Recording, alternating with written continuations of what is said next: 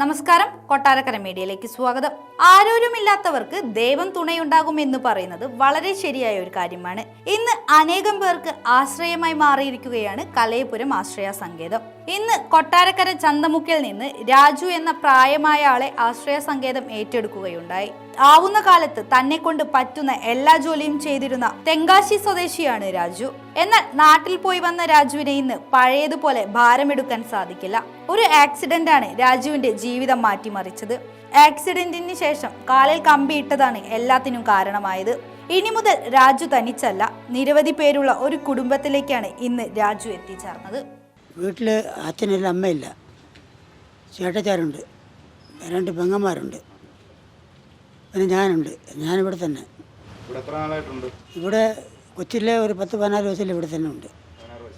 14 വയസ്സ്. വീട് തമിഴ്നാട്. ഇവിടെ മാർക്കറ്റിൽ ഉള്ള ജോലി, മീനിറക്ക്, വെള്ളം കുറക്കും, വിറകിറക്കും, ഇങ്ങനെയുള്ള പണിക്കൊക്കെ പോകും.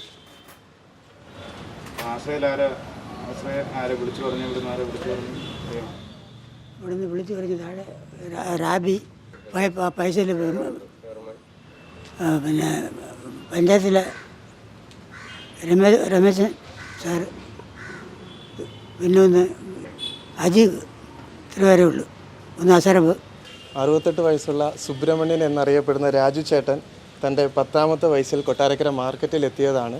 ഇവിടെ ചെറിയ ജോലികളൊക്കെ ചെയ്ത് ഇങ്ങനെ ജീവിച്ചു വരികയാണ്. കാലിനൊരു ആക്സിഡൻ്റ് ഉണ്ടായി നടക്കാനൊന്നും സാധിക്കാതെ വന്നത്.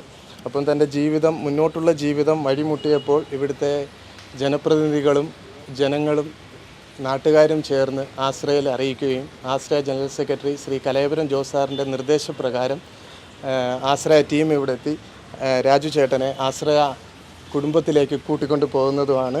ആശ്രയയിലെത്തി പ്രാഥമിക ചികിത്സകൾ നൽകിയ ശേഷം കൂടുതൽ ചികിത്സകൾക്കായി ചേട്ടനെ ഉടനെ നമ്മൾ ഹോസ്പിറ്റലിലേക്ക് മാറ്റുന്നതായിരിക്കും.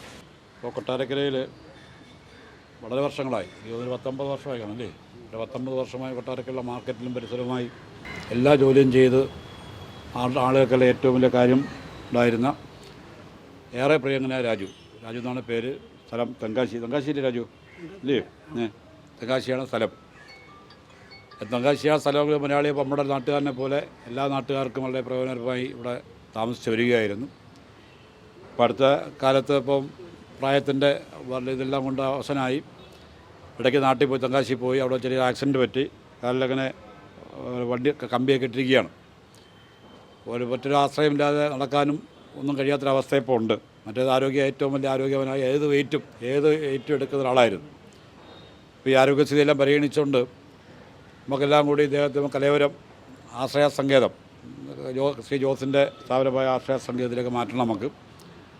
അപ്പോൾ അതവിടെ കൊണ്ടുപോയിട്ട് വീണ്ടും ഹോസ്പിറ്റലിൽ കൊണ്ടുപോയേക്കുമെന്ന് തോന്നുന്നു. അവിടെ നമ്മുടെ കഴിയില്ല, അതുകൊണ്ട് ഹോസ്പിറ്റലിൽ കൊണ്ടുപോയേ കഴിയത്തുള്ളൂ. നമ്മുടെ എല്ലാവിധ സഹായവും പ്രാർത്ഥനയും രാജുവിനോടൊപ്പം ഉണ്ടാകണം എന്ന് വിനീതമായി അഭ്യർത്ഥിക്കുകയാണ്. നല്ല മനുഷ്യരായ നല്ല മനസ്സെല്ലാം കൂടി ഒരു ചെറിയ തുക സംഭാവനയായി എടുത്ത് കലയപുരത്ത് ആശ്രയിലേൽപ്പിക്കുകയാണ്. ഇനിയും അനാവശ്യമായ സഹായങ്ങൾ എല്ലാവരുടെയും ഭാഗത്ത് ആശ്രയയുടെ ഭാഗത്തുണ്ട്, ആശ്രയിക്ക് ഉണ്ടാകുമെന്നുകൂടി അറിയിപ്പിക്കുകയാണ്. ഇതിൻ്റെ ചെയർമാൻ കലയപുരം ജോസ് സാറിനോടും ഇതുപോലെ പ്രിയപ്പെട്ട ജൂബിൻ മോനോടും ഒക്കെ ഒരുപാട് നന്ദിയുണ്ട്. നമ്മുടെ municipal chairman Shri SR Ramesh അവർകളോട് ഇന്ന് റാഫി എന്നെ വിളിച്ച് പറയുകയുണ്ടായി, ഇതുപോലെ രാജുവിൻ്റെ അവസ്ഥ വളരെ മോശമാണ്.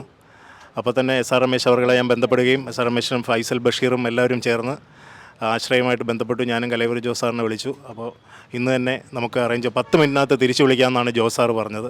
കറക്റ്റ് 10 മിനിറ്റ് കഴിഞ്ഞപ്പോൾ സാറ് ജൂബിൻ എന്നെ വിളിച്ചു. അവർ വന്ന് കണ്ടു എല്ലാ കാര്യങ്ങളും. അവർ രാജുവിനെ നമുക്കെല്ലാം അറിയാം, 10 പോലെ എനിക്കൊക്കെ ഓർമ്മ വെച്ച കാലത്തെ രാജു ഇവിടെ ഉണ്ട്. അങ്ങനെ രാജു ഇടയ്ക്കിടയ്ക്ക് അന്നൊക്കെ ഇച്ചിരി ആരോഗ്യമുള്ള സമയത്ത് ചെറിയ വിഷയങ്ങളൊക്കെ ഉണ്ടായി. രാജു ഇങ്ങനെ പോലീസ് സ്റ്റേഷനിൽ പോകുമായിരുന്നു. അപ്പോൾ സ്റ്റേഷനിൽ പോകുമ്പോൾ ഈ ID കാർഡൊന്നും ഇല്ലാത്തതുകൊണ്ട് സ്റ്റേഷനിൽ നിന്ന് വിടത്തില്ല. അങ്ങനെ എൻ്റെ പുറകെ നടന്ന അവസാനം നമ്മുടെ വീട്ടഡ്രസ്സ് വെച്ചാണ് ഒരു ID കാർഡൊക്കെ എടുത്തു കൊടുത്തത്, ആധാറും.